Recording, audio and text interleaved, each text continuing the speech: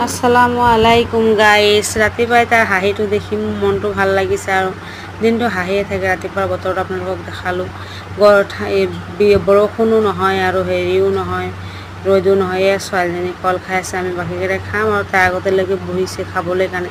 তাই কল খাই খুব ভাল পায়।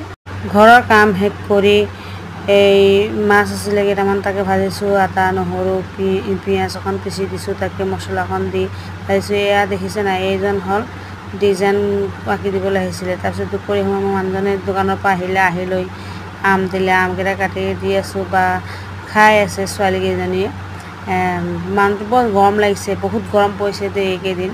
গৰম পৰাৰ কাৰণে মানুহটো লাষ্টত গৈ ফ্ল'ৰত বহি লৈছে আৰু আমি চবেই খাই আছোঁ। ছোৱালীকেইজনী কৈছে এনেকুৱা ডিজাইন কাটি দিয়ক, মই পিছত ডিজাইন কাটি দিছোঁ।